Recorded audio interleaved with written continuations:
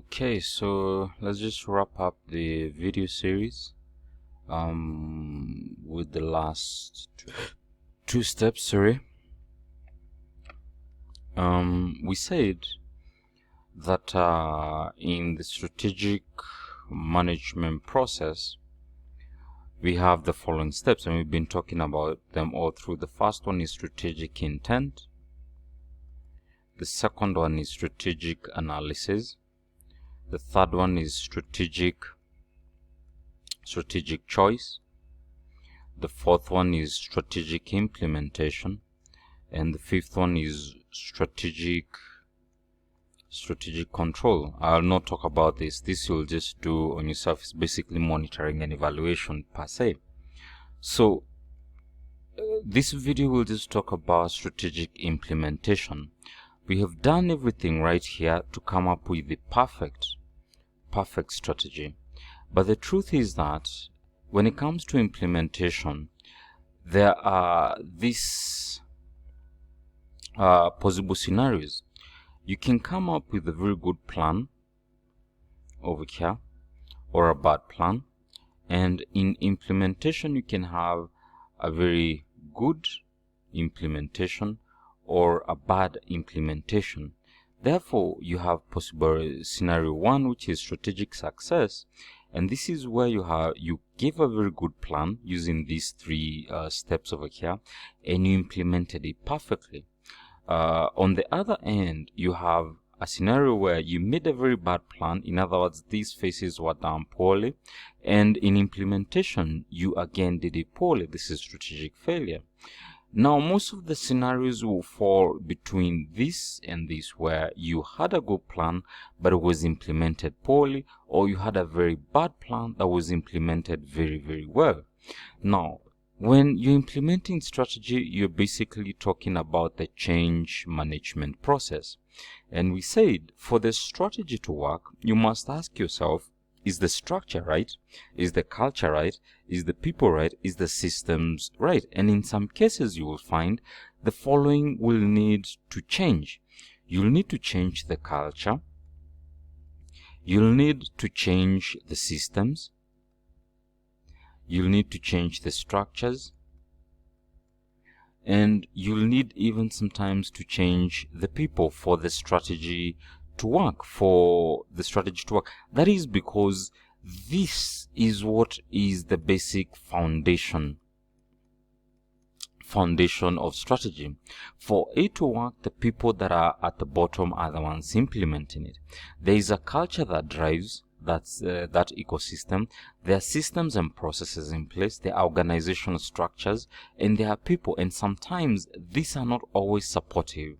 Now, to change this requires a very good change management process, because people will always resist change. And according to Kant, he came up with a very simple solution. The first step is you need to do what you call unfreeze. The second one is what we call move, and the last one is what we call refreeze over here. And basically in unfreeze, you are talking about helping the people arrive at the new strategy by providing information that shows the gap between where we are and where we want to be. This is where we are currently. We need to get here in terms of the things that we are doing.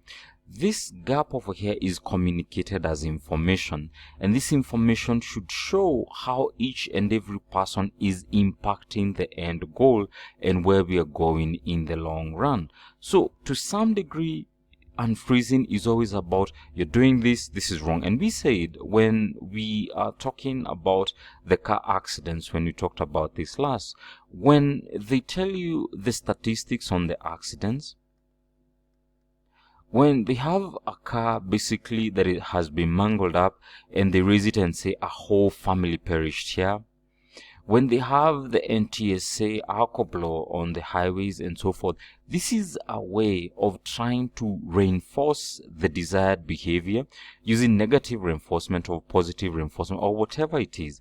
But basically they're showing them this is what you are doing and this is what you're supposed to be doing, and there's a mismatch in between. So there may be punishments and rewards in between to help the people move from this old behavior to the new behavior. Now, let us assume by an act of God or an act of good management that they do indeed move to the new behavior.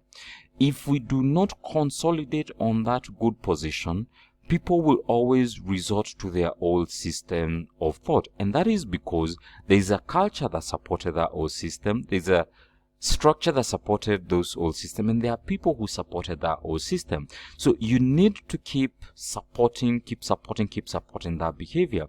But when we say refreeze, this is where you consolidate the gains that have been achieved through the change management process, so that this new way of doing things becomes the new norm and our way of doing things. So we have moved, yes, you consolidate the new behavior so that it becomes a new norm with a new supporting culture. So this is basically the step that is involved in the change management process. Again, there are further notes that are talked about in the manual, and overall this is everything. All these videos which I have done are everything that the manual is all about. There are other things that I skipped, like definitions, characteristics, and so forth and so forth, and I was more concerned about how it is applied in strategic management. So go through the videos. We'll need you to go through the videos so that once I send you the case study on APO analysis, you'll be able to understand exactly what we are going through, and this will be done on Thursday. If there's any question, feel free to type in the comment section, or just send me an email, or just wait when we meet in the next class. Again, all the videos summarize everything that the manual is all about, and we'll expand this further when we meet for the class. Thank you.